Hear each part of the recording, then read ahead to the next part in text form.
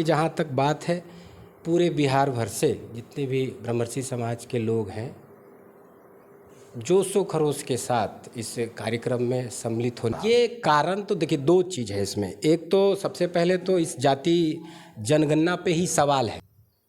आपके आज के जो नेता हैं वो अपने अपने निजी स्वार्थ के निमित्त किसी न किसी पार्टी या व्यक्ति से अटैच्ड हैं। पहला मुख्यमंत्री थे, सब कुछ थे, लेकिन उनके कृत्यों को लेकर करके किसी को समझ नहीं है। जब उनके कृत्य को लेकर के आप बढ़ेंगे आगे, पूरे पॉलिटिकल सवालों के जवाब थे श्री बाबू। सवाल करें, सामने से पूछे कि आपकी भागीदारी कितनी है, देश को बनाने में आपकी भागीदारी कितनी है, आपका कंट्रीब्यूशन कितना है।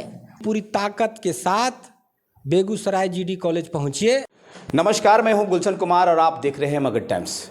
आज हम बात करेंगे आगामी 5 नवंबर बेगूसराय के जीडी कॉलेज में भूमिहार ब्राह्मण एकता मंच के बैनर तले भूमिहार ब्राह्मण सभा का महापंचायत लगने वाला है। उसी पर हम बात करेंगे और भूमिहार ब्राह्मण एकता मंच के संगठन के पदाधिकारी हैं। क्या नाम हुआ आपका? सुमन कुमार। तो 5 नवंबर का भूमिहार का महासम्मेलन हो रहा है जीडी कॉलेज में, तो कैसा तैयारी हो रहा है? देखिए, तैयारी तो चूँकि किसी भी कार्यक्रम को लेकर के जब लोग लगते हैं उसके पीछे, तो तैयारी तो बहुत बेहतर होती ही है जी। और ये चूँकि स्वाभाविक है, ब्रह्मर्षि समाज के लोगों का कार्यक्रम है, तो इसको बहुत बेहतर होना लाजमी है। तैयारी की जहाँ तक बात है, पूरे बिहार भर से जितने भी ब्रह्मर्षि समाज के लोग हैं जोशो खरोश के साथ इस कार्यक्रम में सम्मिलित होने जा रहे हैं और अपनी एकजुटता, अपनी ताकत, इसको पूरे प्रदेश सहित। इस आयोजन का उद्देश्य क्या है? आखिर भूमिहार ब्राह्मण महासभा लगाने की आवश्यकता क्या पड़ गई? देखिए, हर जगह हर कोई आवश्यकता इस कारण से है, हर व्यक्ति अपने समाज और अपने जाति को लेकर करके, जिस जाति से वो बिलोंग्स करता है, वो एकजुटता दिखा रहा है जी। तो मुझे लगता है सबसे अगड़ी पायदान में रहने वाला ये जो हमारा समाज है, ब्रह्मर्षि समाज, भूमिहार जाति कह लीजिए, तो इसको पीछे नहीं रहनी चाहिए। स्वाभाविक है कि आज का जो परिवेश है, आज का जो दौर है, उस दौर में आप अगर अपनी एकजुटता नहीं दिखाते हैं तो फिर आप कहीं के रहने वाले नहीं हैं। आप याद कर लीजिए, जब प्रदेश बना था, पहले मुख्यमंत्री श्री कृष्ण बाबू थे। लोगों ने जब उनको तवज्जो देना बंद कर दिया, आप ही हमने, ब्रह्मर्षि समाज के लोगों ने ही तवज्जो देना जब बंद कर दिया, आज स्थिति ये हुई कि सब लोग अपने अपने स्वर में बात कर रहे हैं। इसका नतीजा ये हुआ कि आपकी एकजुटता भी नहीं है और इस नाते आपकी ताकत भी लोग समझ नहीं पा रहे हैं। आप 2.5% हैं, 3% हैं, 3.5% हैं, ये मायने नहीं रखता। जब भी आप 3.5% भी अगर रियलिटी में है, जब भी आप पूरी ताकत से एकजुटता के साथ लगते हैं किसी कार्यक्रम को लेकर के, किसी उद्देश्य को लेकर के, किसी टारगेट को लेकर के, तो फिर आपके आगे पीछे दाहिने बाएं कोसों दूर तक कोई नहीं रहता। इसलिए ज़रूरी है कि एक बार फिर से सब इकट्ठा हो, अपनी ताकत का प्रदर्शन करें, ताकि सिस्टम को भी एक मैसेज जाए और आपको जो पिछला पायदान पर ढकेलने का प्रयास किया जा रहा है उससे लोग बचे, सचेत हो गए। जातीय जनगणना हो गया, पहले आपका जातीय जनगणना में लगभग 3% आबादी भूमिहार की थी, अब 3% से भी नीचे आ गए। क्या कारण रहा? ये कारण तो देखिए, दो चीज़ है इसमें। एक तो सबसे पहले तो इस जाति जनगणना पे ही सवाल है। लोग कह रहे हैं कि किसी से भी उठा के सवाल पूछ लीजिए कि मेरे घर में नहीं आया लोग। ये जदयू या आरजेडी के ऑफिस में बैठ करके अपने से कलम से लिख कर करके ये पूरा का पूरा डेटा पब्लिश कर दिया गया। एक तो इस पर सवाल है। दूसरा सवाल ये है कि अगर कोई जाति किसी प्रदेश में 4.5 या 5% पर थी, तो 3.5% होने का कारण क्या है? किस पर सवाल उठता है? व्यवस्था पर उठता है।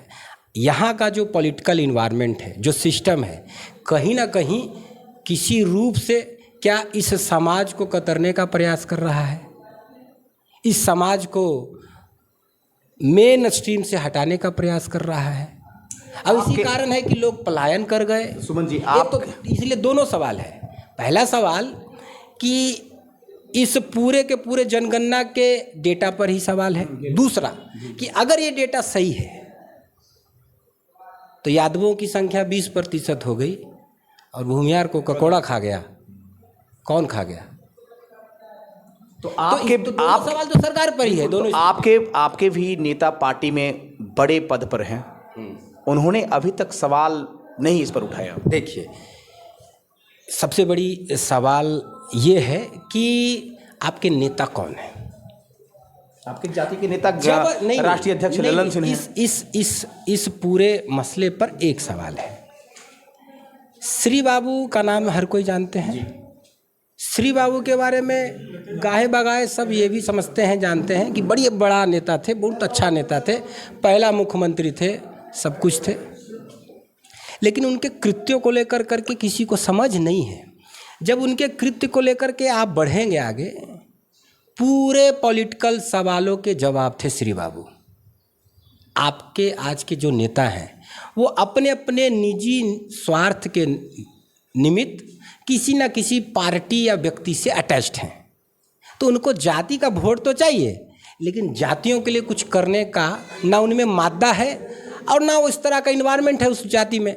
तो करेंगे क्या? इसलिए है अब जाति नया ऑप्शन देना पड़ेगा। जाति जनगणना हो गया, इससे आम आदमी का कितना लाभ होगा? राजनीतिक नेताओं को कितना लाभ होगा? अब आम आदमी को तो कुछ लाभ होना नहीं है। लोग आम आवाम भी अब बहुत अच्छे तरीके से समझ गए हैं। ये एक लॉलीपॉप है।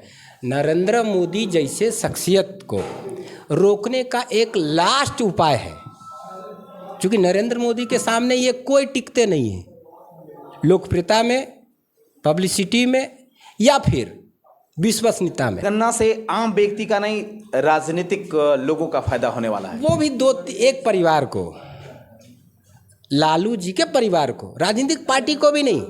पार्टी को कैसे फायदा? पार्टी आरजेडी में किसी और व्यक्ति को मुख्यमंत्री बनाया जा सकता है क्या? वही बड़े नेता तो कह रहे हैं कि अब जाति के आधार पर ही सीट का शेयरिंग होगा। किस चीज का सीट का शेयरिंग? काहे के लिए भाई? लोकसभा, विधानसभा। सबसे बड़ी बात आप सुनते होंगे एक कि जितनी जिसकी हिस्सेदारी, आबादी उतनी उसकी हिस्सेदारी। किस चीज में हिस्सेदारी? आप सवाल पूछिए ना। हम तो आम जनों को कहते हैं कि सवाल पूछिए सामने से, किस चीज में हिस्सेदारी? देश के संसाधन में। तो देश के संसाधन में आपका कंट्रीब्यूशन कितना है, सामने वाले से पूछ लीजिए। जितना आपका कंट्रीब्यूशन उठा के ले चले जाइए। जो व्यक्ति भी, सबसे बड़ी बात मैं बता रहा हूं आज, कि जो व्यक्ति अगर इस बात को करते हुए आपको दिखे, सामने से सवाल पूछिए। दिया आपको जितना आपका भागीदारी है उससे ज़्यादा आपको दिया, तो भागीदारी किस चीज़ में होना चाहिए? भारत के जीडीपी में, सकल घरेलू उत्पाद में। भागीदारी किस में होनी चाहिए? जीएसटी में आपकी भागीदारी क्या है?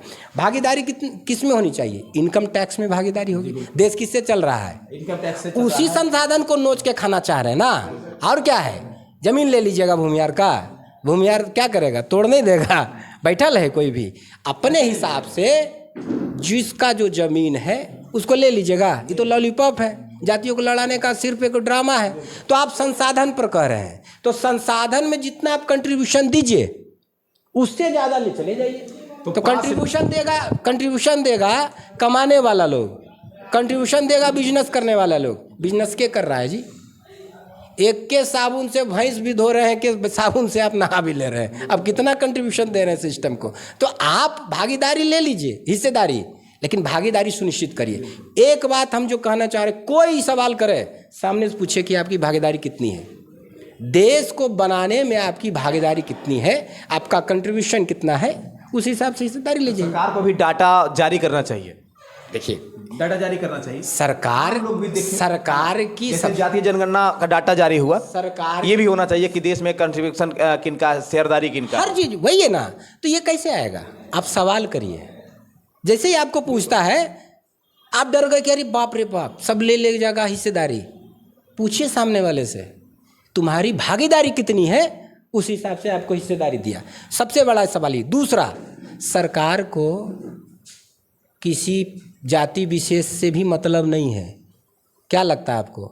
लालू जी के परिवार को ज़्यादा सब लबालब भर जाए पैसा से चाहिए उनको क्या? तो नहीं बोल सकते हैं, चूंकि आप नेता हैं, आप बोल सकते हैं। हम यदि हम बोलेंगे तो FIR हो जाएगा। कुछ नहीं FIR होगा भैया। जितना चौड़ा होकर करके तथ्य के साथ आप बात रखिएगा, FIR होगा तो फिर मनीष कश्यप बंद है जेल में, के सलाखों में नहीं छूटेंगे क्या? नेता हो गए।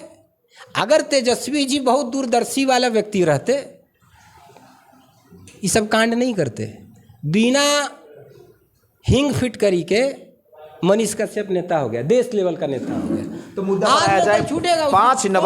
5 नवंबर का GD कॉलेज बेगूसराय में कितने लोग नवादा से जाने वाले हैं? कह रहा हूं कि हजारों हजार संख्या में लोग नवादा से भी जाएंगे, पूरे बिहार भर से लोग वहां जाएंगे और जाना ही चाहिए। मैं तो आह्वान करना, वीडियो के माध्यम से क्या कहना चाहते हैं? मैं तो आह्वान करना चाहता हूं, जितने भी ब्रह्मर्षि समाज के लोग हैं, अपनी पूरी ताकत के साथ बेगूसराय GD कॉलेज पहुंचिए और अपने ताकत और अपने जो कहिए कि अपनी शक्ति का वहाँ एहसास कराइए, ताकि सिस्टम इस बात को समझे और जो उटांग पटांग क्रियाकलाप कर रही है सरकार वो बंद करे, आपके प्रति भी कुछ सही दृष्टिकोण रख सके। तो ये थे सुमन जी, भूमिहार ब्राह्मण एकता मंच के संगठन के पदाधिकारी, जिन्होंने वीडियो के माध्यम से बिहार के तमाम लोगों से, भूमिहार ब्राह्मण से खासकर निवेदन किया कि आप लोग सब आएँ, ज़्यादा से ज़्यादा संख्या में आएँ और अपने अधिकार के लिए आवाज़ बने। आप देख रहे थे मगध टाइम्स। कैसा लगा वीडियो? अपनी प्रतिक्रिया जरूर देंगे